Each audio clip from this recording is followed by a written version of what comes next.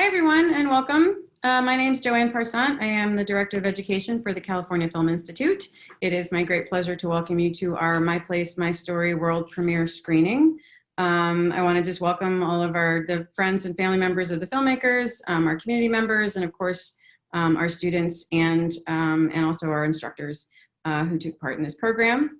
We were, of course, disappointed that we weren't able to premiere these films on the big screen at the Rafael Film Center as we'd originally planned in March. But we're just really glad that we can share them here with you now, live and online. We're also really thrilled to have a couple of our young filmmakers join us and for a live Q&A, so you get to talk to a couple of them in a little while. So first I want to just acknowledge our wonderful students. We have both Gerald and Joe who are going to be with us today for Q&A, but I also want to acknowledge Louis and Trinity and Alana and Antoine who couldn't join us tonight. They've got a lot of stuff going on these days. And also Kevin, who wasn't able to join us but was able to record a brief Q&A with me yesterday, so we will include that as well, so you get to hear from Kevin.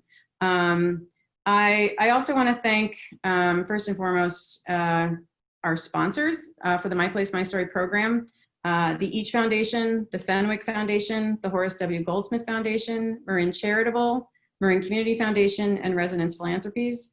Without our sponsors, we are not a program, so we're really just incredibly grateful to them for making this program possible. We offer the My Place, My Story program entirely for free, and it's thanks to those generous donations that make that possible. I also want to thank our incredible production partner for the My Place, My Story program, the Community Media Center of Marin here in San Rafael. They're basically our production partner. They're who we go to and work with when we go into production mode in making these films, using their incredible editing facilities and with their great support and instruction, particularly from one of our great instructors, Omid Shamsapur. And I also want to thank all of the instructors for the My Place, My Story program who put in incredible time and dedication to make this program possible.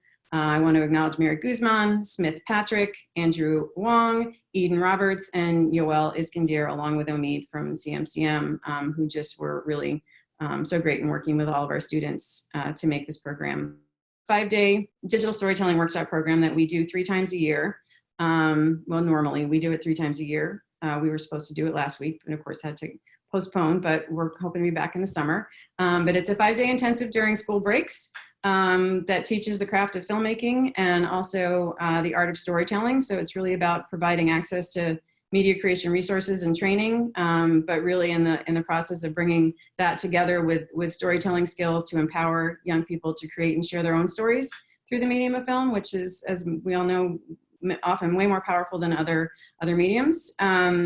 And it's those stories that they created that we're really excited to share with you tonight. And this is, as I said, the world premiere of these films, so you'll be the very first audiences to have the privilege and opportunity to see them.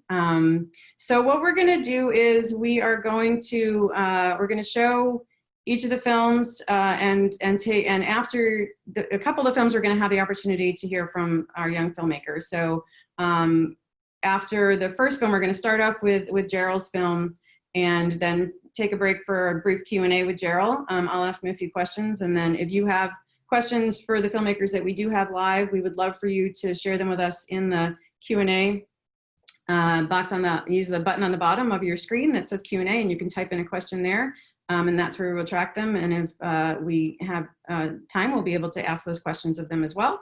So please feel free to pop those in there as we go along. So we're going to run through each film. As I said, we'll have a recording from Kevin, and then we will have Joe join us later along the way in the broadcast. And again, you can ask questions of him as well. So let's go ahead and get started with our first film by Gerald, and then we'll come right back and take some questions from Gerald after that. Take it away.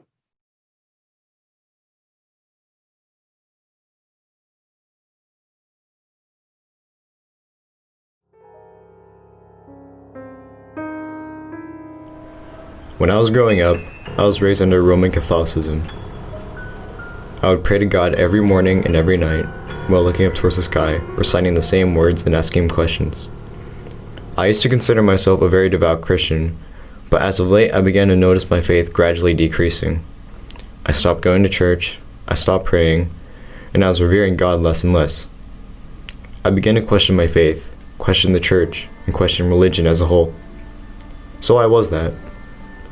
How come I wasn't as enthusiastic and as devoted to God as I was just years prior? Well, as I grew older, I began to see the world in a harsher, more jaded perspective. I realized the world isn't just sunshine and rainbows. I became aware of some really ugly, just despicable actions and events that go on in the world every day. Not just that, but I began to notice the issues that my family has been struggling with. Some of these issues that were literally right in front of my face, which had affected me unpleasantly.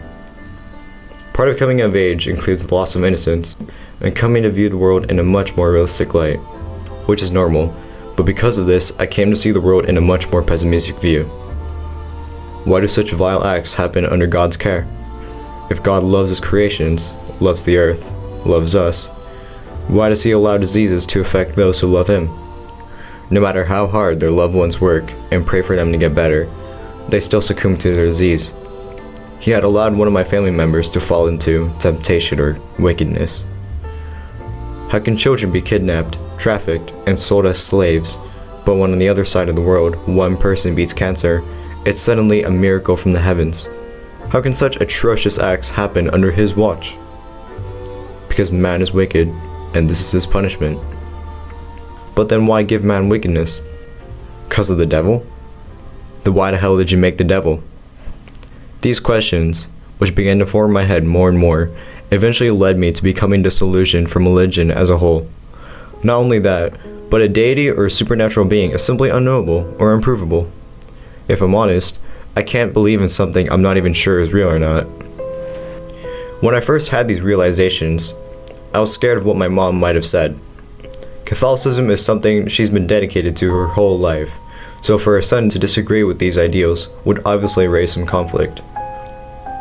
When I had this conversation with her, it upset her greatly. I could tell from her tone of voice, her expression, that she was concerned. Accepting her son's agnostic beliefs was very difficult for her. Eventually, she came to accept my new beliefs. Atheist or Catholic, I'm still her son. From these experiences, I've learned to accept mine and other people's beliefs and become more comfortable with them. I still feel uneasy, renouncing something I've been so passionate about before, but I've slowly been able to come to terms with my beliefs. Whatever religion you believe in, whatever God you adore, it's perfectly fine with me. I'm not one to judge or force you to quit your beliefs, but based on my personal experiences and my personal beliefs, this is the decision that I've made.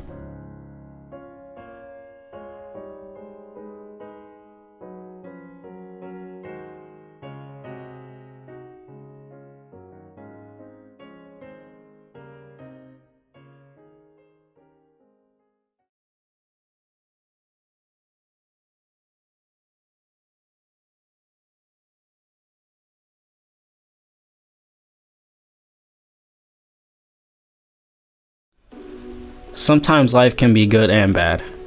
It can leave you questioning, why me? Out of the 7.53 billion people on Earth, why me? There are people on this earth going through the same pain I am at the same exact moment. Life is like a test. It makes me think of the Bob Marley quote, "You never know how strong you are until being strong is the only choice." Last week it felt as if I was living my best life. I was doing great in school. The sun was shining on me like a bright star. I felt untouchable.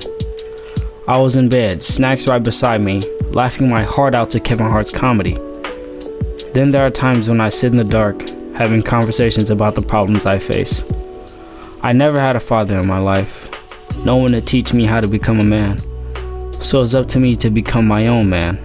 My parent is an alcoholic. I feel no love from them.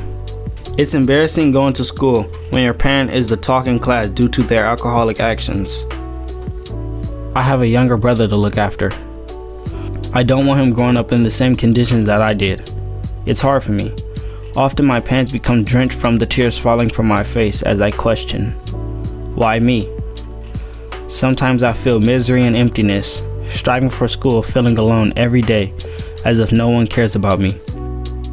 Then coming home, witnessing the back and forth arguing, smelling the alcohol from every word my parent says as I walk upstairs. It feels as if my heart is being dragged by an anchor. Questions fill my head. Is God even real? Why do I have to endure the pain I'm feeling? I tried looking for love in other places. I wasn't doing anything but hurting them. It seems as if over time of speaking with someone, I will box my feelings up and stop. Why can't everything just be glitter and gold? Maybe if I take this substance, the pain will end. No, that would be weak. God has a plan for me. Nothing can just be glitter and gold. Life has ups and downs that make me a stronger person. I've learned more from pain than I have from pleasure. Of course, I've given out pain before, so it's only right if I feel some of that, right?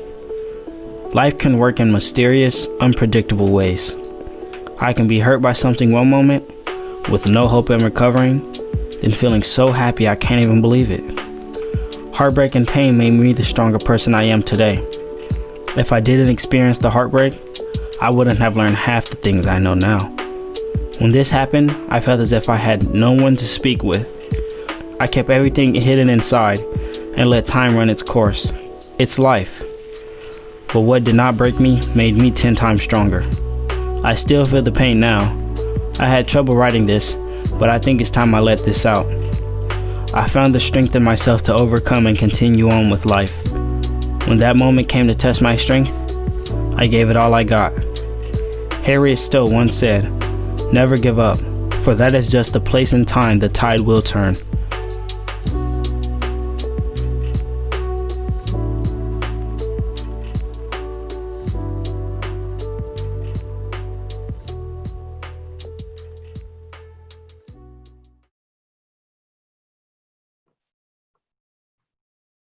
So I'm happy to say that, well, first I apologize for the technical glitch in getting that film started. And thanks for sticking with us. But I'm very happy to say that I believe we have Antoine with us, who was able to jump on and join us for a quick Q&A. Just waiting for Antoine's video to pop up. Antoine, can you hear me? Or see me? Hey, there you are. Yeah, it wasn't working. Sorry. I see that. That happens. All right, well, now we have you. We've got a nice audience that just watched your film, and I wanted to just ask you a few quick questions. If you could maybe just tell us a little bit about how you chose the story that you decided to tell, how you decided that was the story you wanted to share. Oh, well, I mean, first it started off like I wanted to show my pain through video, but it was like I was kind of hiding it. I wasn't really explaining the full details on how this happened and how is the outcome. So it was like it took me a moment. So I had to just really just come out of my shell and just describe everything, just for someone to actually understand. And how does it feel now that you have it on film? How did it feel to tell it in that medium rather than, just to tell someone your story? It helped. It felt like it felt as if I wasn't the only one anymore. Like just by myself. It released a lot of like built up stress that I had inside, because it was like something that I can talk to, like just express my feelings. And I really expressed my feelings through film. And you did a beautiful job of that. So what would you say was the most challenging part of making this film? I would say the most challenging part was actually coming out. I didn't think anyone would understand me. I didn't know how people would look at me afterwards. I didn't know the outcome of the entire thing. And I think his Yoel, he helped me. He was basically helping me through the way. He was telling me, that if I want them to actually understand what I'm saying, then I have to come up out of it. I have to speak about it instead of beating around the bush. Yeah, Yoel's one of our great instructors. I think he's probably online here somewhere, so shout out to Yoel. Yeah, shout out to Yoel. Yeah. So what most surprised you about the filmmaking process? Well, the thing that most surprised me, I didn't know that. I learned a lot about movies. I didn't know that it actually took this. It actually like that in like real movies, like say like Avengers, like higher class movies like Avengers or movies like that. I didn't know it took them so long to just make one scene. That's what I learned. Like it probably takes them about a week to just make one scene in the movie. And Right. I didn't know that. You made a whole movie in a week. You made a whole movie Yeah, in 5 days, right? exactly. Yeah. Was there any Like, point during the process of making the film that you, or the process of the workshop, that you kind of felt like you weren't sure you were going to make it? oh, can you explain? Can you say that again? And so was there any point during the process, like throughout the course of the workshop, that you thought that you weren't going to actually succeed in making the film, or that you kind of wanted to throw it in? Um, I mean, I think it was like the last day of filmmaking, and I needed more pictures. I didn't have enough pictures to add to my movie, and they were telling me I couldn't do it. So it was like, I can't just leave it with blank spaces. So I had to just hurry up. I had to hurry out and take pictures, and I was thinking I wasn't going to make it the entire time. But I mean, I ended up doing it, and I actually spent the extra like 10 minutes. So I went over everybody else's time, so they were kind of mad at me. But I just had to hurry up and get it done. So I have a couple questions from some of the audience members. One that's asking how you're doing now, and if you have someone that you feel like you can talk to. Well, I believe I'm doing better now. I believe I can. I talk to my sister a lot now.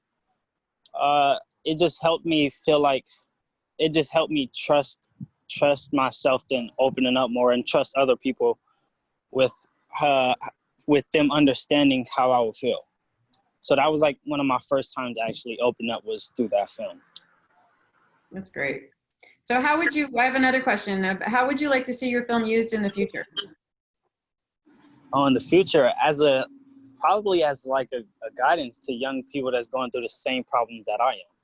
You know, like maybe they're scared to open up, and maybe they won't, but my film will probably give them inspiration to do it, because it helps, whether they know it or not. It does. Yeah. So has taking part in this program and making this film, has it inspired you to make more films in the future? Oh yes, definitely. It was such a fun experience, and it was such a fun experience actually participating and learning how making movies work. So yeah, I mean, it was like I came out of a huge shell. I don't know. It was so new to me, but it was a great experience. So another audience member wants to know what your next film will be about. I don't know. That's a good question. I was thinking about that while I was joining in. I don't know. You know, just whatever leads to it. So here's actually a question from Yoel. Yoel asks if you can see ways that your emotional honesty can make you a role model to your peers in high school. Can you say that again? He wants to know if you can see how your emotional honesty can make you a role model to your peers in high school. Do you see that as a possibility because of what you learned from making this film? Yeah. You know, I mean, I don't know if this answers the question, but I try to help my friends all the time, emotionally wise, because I mean, I understand we all live in the same community. We mostly go through the same things. So yeah, you know, it's like that, the film helping me like open up more, because I'm going to go home and eventually help my friends open up more. So it's not only affecting me in a good way in expressing my feelings, but of course, so I'm going to tell my friends, so it's helping them in a good way also. So it's like that one film can affect so many people at once without no one knowing. Yeah. I just wanted to read one because I know you can't see the chat because you're on your phone, but just there's one really lovely comment here from an audience member that says, it takes a lot of courage to bare your soul, and it made her feel empathy and respect for you, and she hopes you'll continue. I know you are not alone. I just want to share that. There's a lot of love in the chat for you, Antoine, is what I'm saying. Thank you. I appreciate it all. It means a lot to me. Yeah. I wasn't too sure about joining the Zoom, but I mean, I'm actually glad I joined it now. I'm so glad you did too. We really appreciate it. We need to Thank you. move on to the next film, but I really want to thank you for taking the time, Antoine, to talk to us and to let you know that it was so great having you in the program, and I'm so glad that we were able to share your story with all these people and to get their feedback. So thank you. Thank you. All right, take care of yourself. You too. All right. Bye. And we will move on to our next film.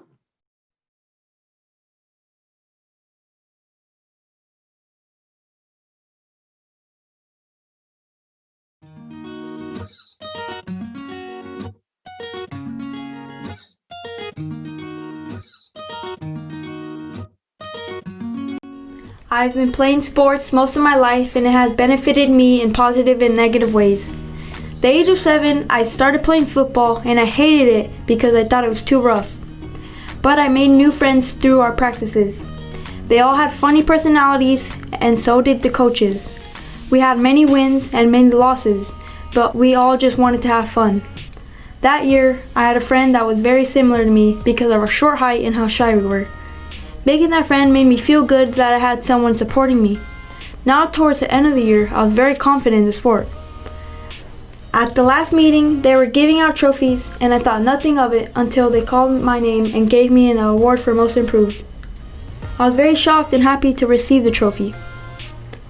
I stopped playing for a couple years but later joined baseball at the age of 12. My brothers were also playing baseball at the same time, which made me happy. My first year was great because I learned all the basics and I could hit the ball very far. It was so exciting, I wanted to do another year. This time, the players were a lot bigger, which scared me. But I still played like I always did, and I later on got used to playing with the bigger kids and hit the ball harder and farther. As the ball went, I ran just thinking about getting to the plate, even though the other kids were bigger. You just have to give it all you got and play hard. Because of my experiences, I encourage others to get out of the house and choose a sport they favor. I promise you'll enjoy it. It's also good for your body to get in shape and be healthy. I've learned a lot from sports and it gave me confidence.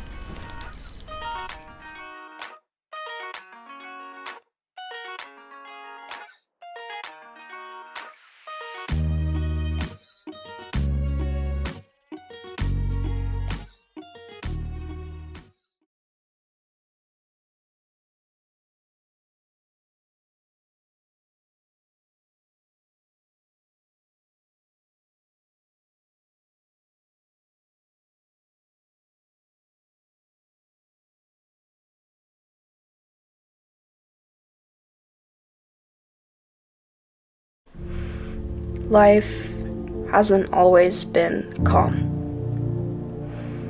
As a young girl, I witnessed the bleakness on a day-to-day basis.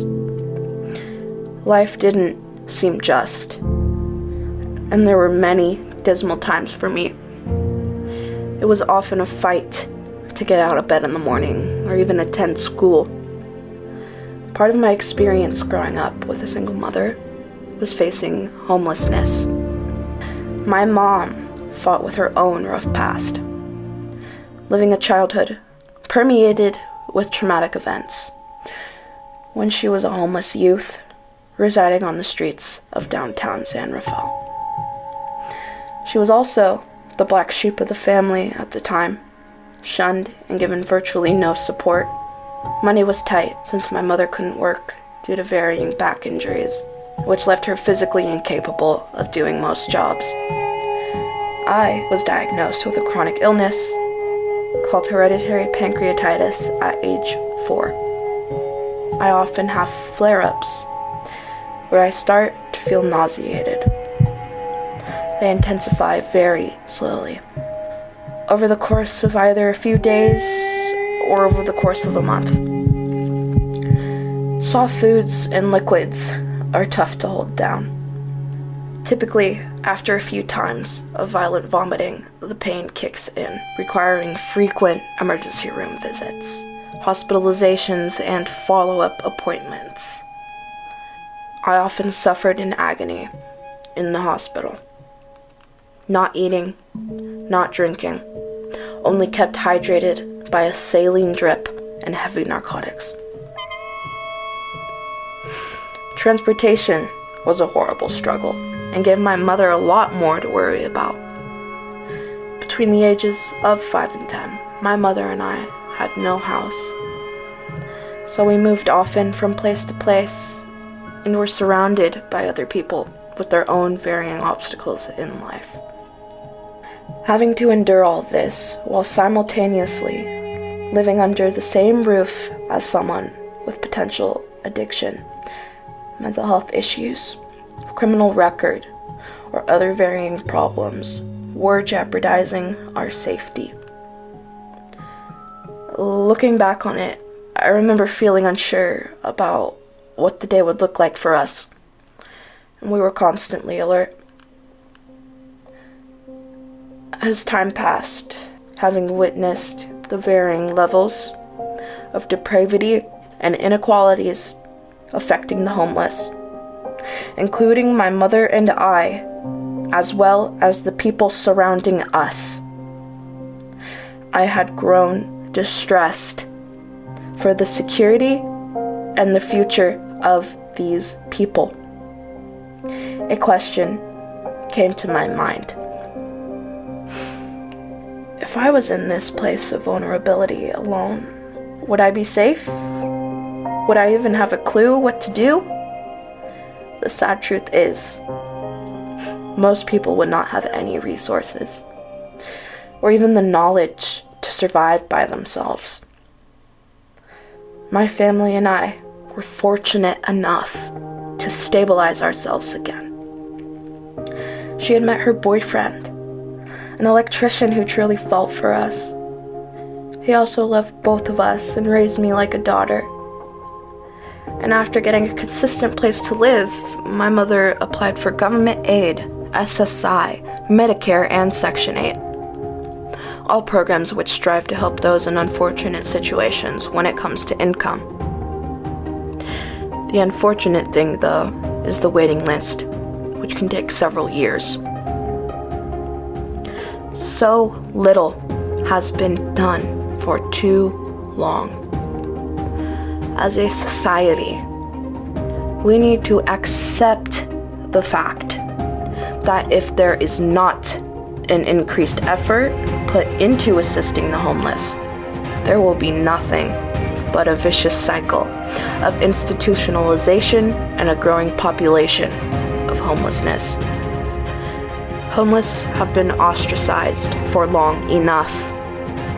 We need to open our minds and accept in our hearts that these individuals can be rehabilitated and reintegrated into a fully functioning member of society.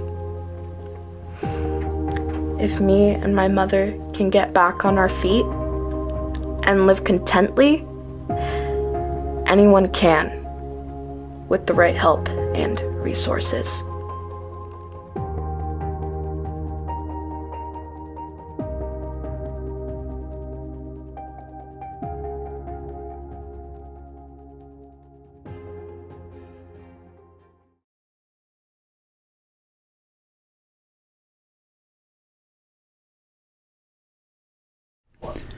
Hi, my name is Kevin Flores. This is my family.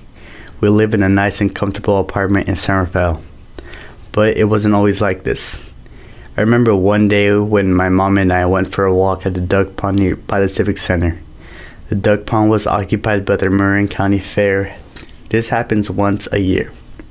As we walked on the edge of the fair, I saw the kids laughing and having fun on the rides. I asked my mom if we could go in, and she said no. I asked her why, and she said she didn't have the money to pay the entry. She cried and said, "I'm sorry." I looked up at her with a smile, held her hand, and we continued to walk. I understood what was going on, so I didn't ask much from them as a child. When my parents were 20, they immigrated from Mexico to the United States in search for better opportunities. They had no money and they didn't know how to speak English, so it was very hard for them to find a job in a home. Eventually, my parents got a job in a restaurant in Sausalito, so they were also able to rent out a room in an apartment in the Canal neighborhood with another family. Then I was ready to come into this world, so my mom decided to quit her job. My dad had to get 2 jobs now so he could provide for me and my mom. I would only get to see him on his lunch breaks. My dad didn't own a car, so he had to walk 46 minutes to work every day for 6 days a week for 6 years. After a while, my dad got a raise and decided to quit one of his jobs. Years later, he quit his job completely, and my parents decided to start a house cleaning business together. The house cleaning business helped my parents tremendously. My parents are doing much better now. We moved out of Canal and got our own apartment in San Rafael. My family grew. My little brother named Alan came into this world, and my parents decided to add a dog to the family. His name is Snoopy. He is very playful and clumsy. I decided to get a job so my parents wouldn't have to worry about me not having money, and I wouldn't have to rely on my parents. I feel great and independent on doing things on my own and getting my own things. I may not have the best childhood, but I learned to value and appreciate the very little things, such as a small gift or a nice simple gesture.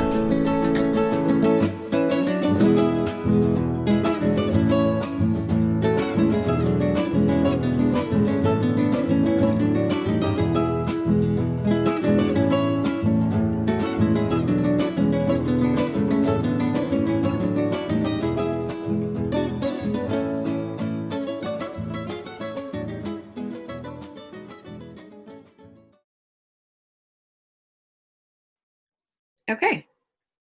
Hi, Kevin. It's great to Hi. see you. Thanks for joining us. Sorry you can't be with us live, but it is really great to have you here. So thank you for making your great film.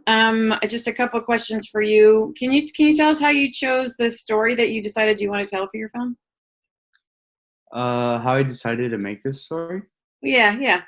I just like started with like a question like many people wanted to know what it's like to live the world of like always being scared of being returned to like a bad country.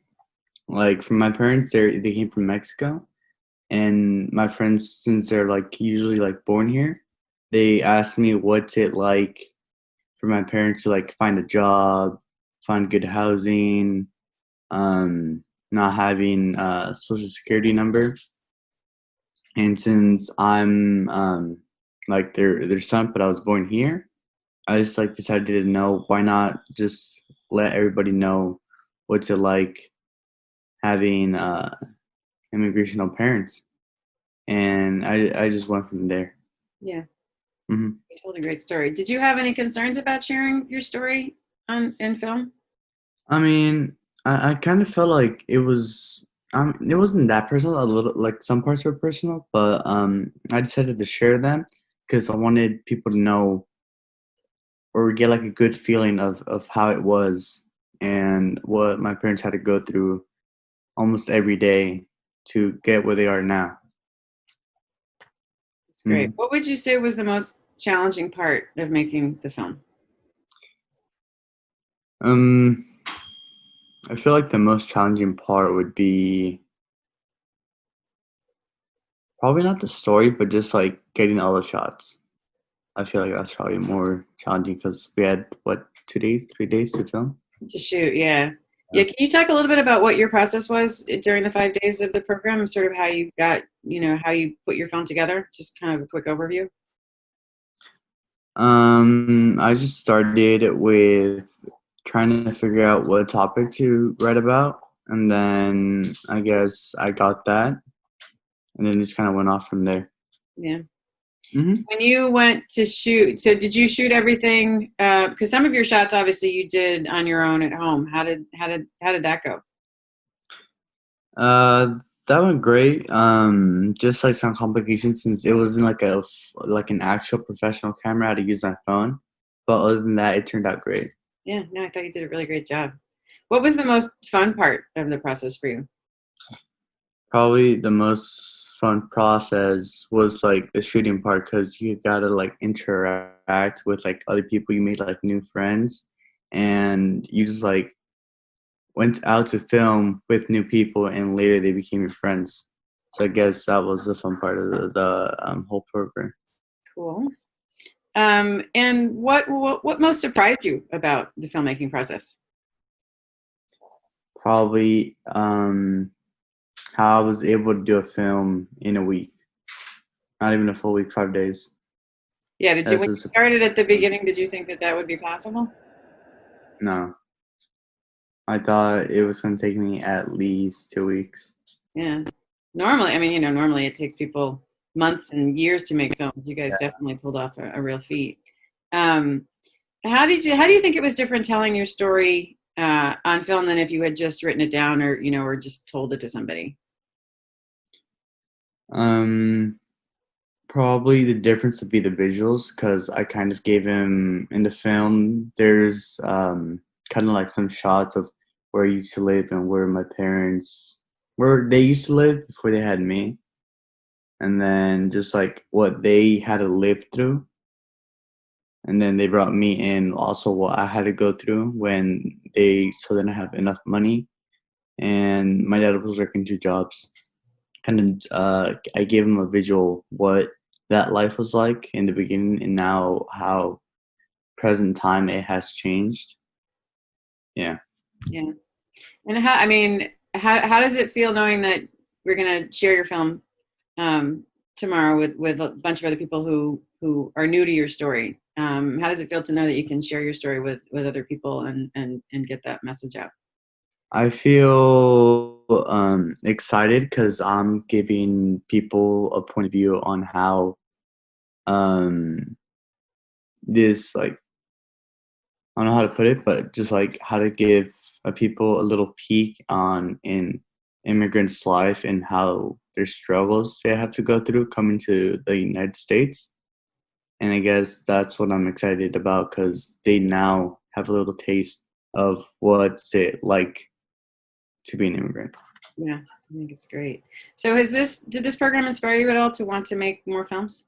Yeah, I actually want to do this program again, and I'm bringing one of my friends that's also a filmmaker for a while. That's great. We're looking forward to having you back. We're hoping to be able to come back to do it live again in August. So, well, I know you need to get to work, and we're going to move on to the next film that we're going to show in the program. So, thank you so much, Kevin, for taking the time to talk to me Thank you, and Nolan. for making your great film. And we'll look forward to seeing you again in August. All right, thank you. Take care of yourself. You too. Bye.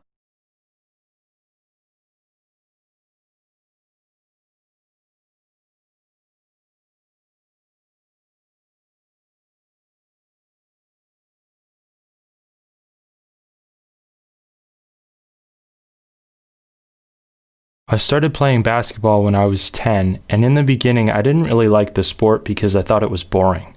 But I learned to like it after I practiced for a few years.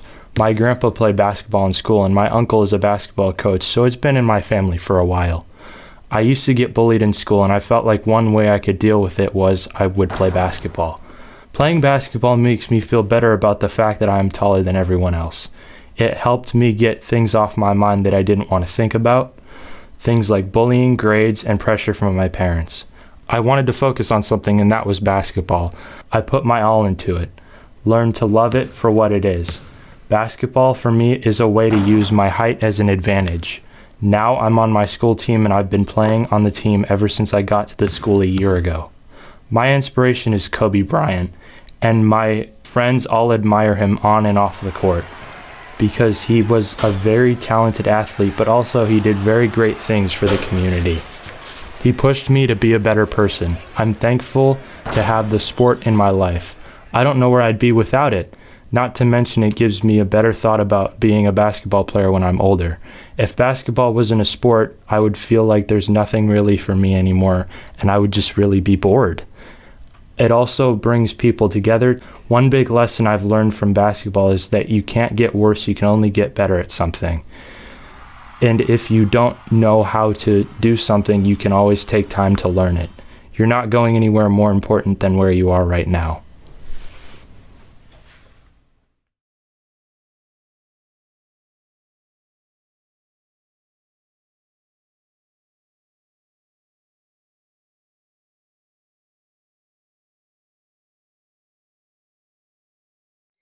Hi, Joe. Hi.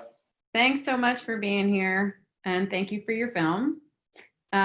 So similar questions I'd love to ask you, just, how did you decide on the story that you wanted to tell? Um, well, I've played the sport for a while, and I didn't I knew that I played it for a while, so why not just just put it out there so people can see oh, this is what I've experienced from the sport and how it's affected my life. So And how did you go about deciding how you wanted to shoot that film, and which parts of your basketball experience you wanted to include?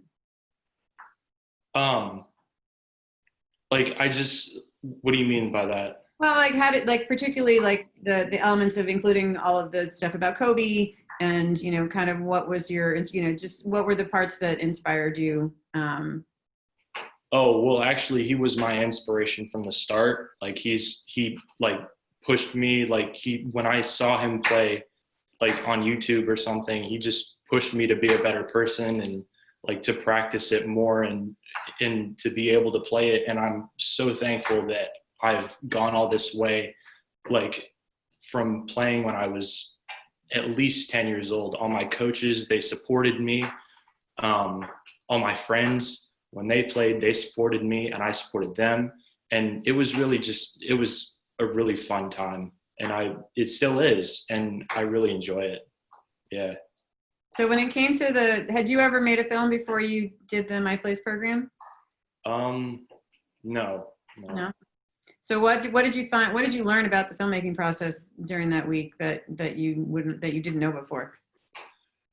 I didn't know how fun editing would be, and I didn't know how much time it took, and it paid off. I feel like it paid off. It definitely did. You did a really good job. What would you say was the hardest thing that you had to do during the process of making your film? Making all the shots and having to redo them, and the audio sometimes was a little bit hard to memorize, but other than that, it was pretty good. I have a couple of questions actually from the audience. One that actually was wondering when the film was made. I think they were probably in relation to when the film was made versus when when Kobe passed. Oh, it was made March. Yeah, and actually February. We did it in February, right? Yeah, it was February. Sorry. It was during spring break, or the February break, so the third week of February. Yeah, and just that week. Yeah. So someone else wanted to know, how were you affected by the crash, by his passing? It hits hard. He was a big inspiration for me, and even though I've never seen him play, I have always wanted to see him play, and just watching him on YouTube was a gift, because knowing that how good he is, and knowing how the sport can really bring you up from the ashes, he really inspired me, and I'm thankful that he did that, and I'm thankful that he was there to support me.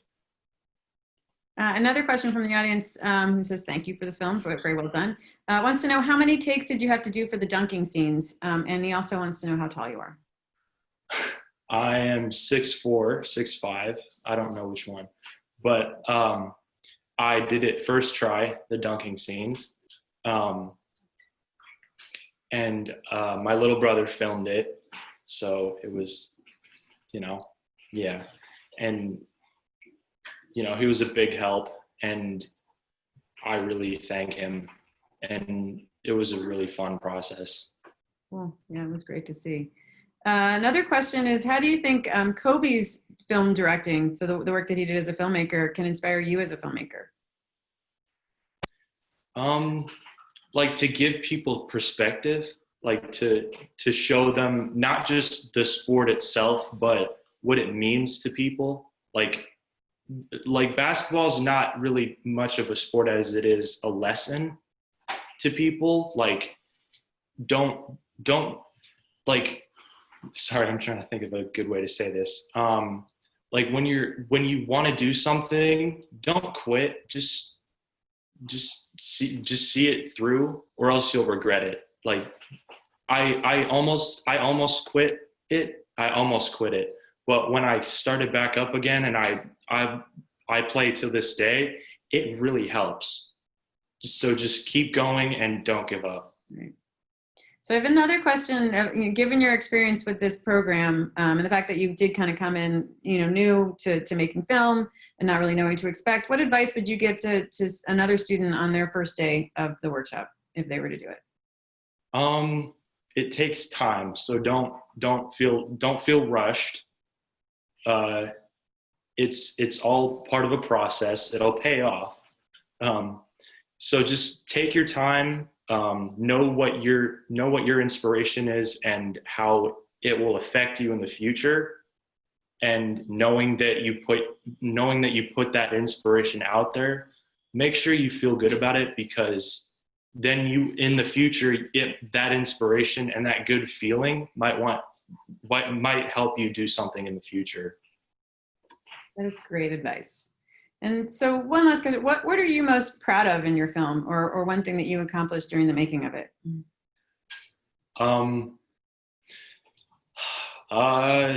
Just knowing that, like, people will be able to see my perspective, and also, like, the thought in my head that, like, I love the sport and it's everything to me, and knowing that, like, during filming, that's kind of what made me, like, want to go out and do something at like 6 o'clock at night, go shoot baskets or something. That made me think, oh wow, like, I'm making this for a reason.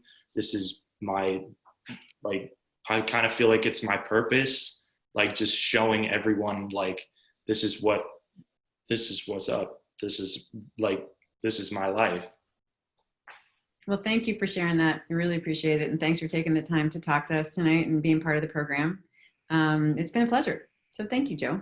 Thank you. We will move on to our next and final film, and then I'll come back to wrap up after that film is complete. Enjoy.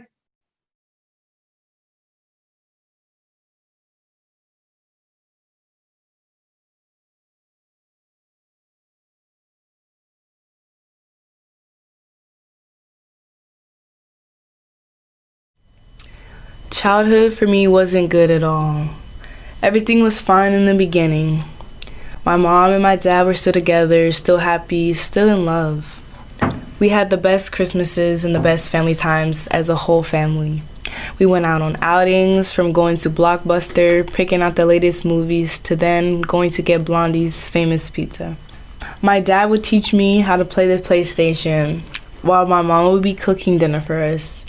Mom and Dad would still go on their adorable little dates, while me and my sister would stay at my grandma's house. As I got older, things started to slowly change, and my dad started drinking way more than once a week to 2 weeks to every single day. All day, he was drunk. I wish I knew why he started to do the things that he did, because some things were unexplainable. He would just pick a fight with my mom, nag her, and just mentally abuse her. It was sad. Me and my sister, we wouldn't ever know what to do when they were both drunk and fighting at each other. We would just cry and yell at them to stop. They wouldn't. What could we do? My mom would often take us and we would leave my dad. We would go to shelters and programs on and off, to even sleeping in the car for days. We decided to come back home after a year of thinking my dad would stop drinking so much and change. And he did, for a couple of weeks. And then it was back to the same old drinking and arguing and fighting. It was like a broken record. I hated it. It was depressing and sad and lonely. Eventually, worse things happened, and I was taken away from my mom by Child Protective Services, and it was honestly a devastating time for me to go through at such a young age. After years of my mom working hard to gain back custody, she achieved it, and we eventually reunited as a family without my dad. So through this experience, I was strong because I had to be. I had to go through a lot of jumping from home to home, and I overcame it by having hope in my parents and that things would get better. If I had to tell someone else who is in my situation, even when times are hard, things always get better. You can break down, but the one thing you can't do is lose hope.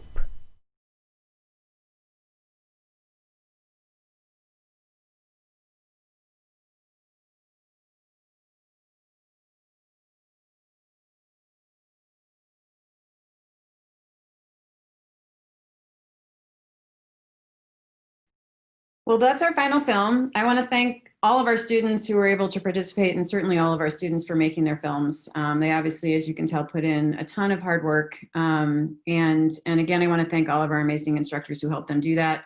It's definitely an incredible collaborative process. We have a lot of great instructors so that we can have a really great student to teacher ratio, and it really pays off in the end. So a huge kudos to all of them for their hard work. I want to thank all of you for joining us. It's just really always so heartwarming and inspiring to see so many community members show up to watch our youth-made films and appreciate, the voices of our emerging filmmakers, and to hear them tell their stories, which, the key part of My Place, My Story is about them being able to share their stories, even more than making them into filmmakers. It's really about using film to empower them to do that. So we're just really grateful that we have the chance to do that with them. I just want to let you know that if you do have friends or family who weren't able to join us tonight but would like to see this program, we are going to be, thanks to our great partnership with the Community Media Center of Marin, we plan to broadcast on Marin TV's education channel coming up soon. And you can also view each of these films individually on CFI Education's Vimeo channel. So now that they have premiered, they are out there, and please spread the word and share them. As I mentioned earlier when talking to Kevin, we are planning to do our next My Place, My Story program in August. I believe we have registration, well, I'm not sure, we will be opening registration soon, and we will announce that when it happens. Obviously, we are, monitoring the situation now to determine what our summer programs will look like and what will be possible. What we're certainly hoping that we will be back online, but not online, back in the real world, to offer the program live to more students this summer. So thank you again so much for joining us. Everyone stay safe out there and have a great night.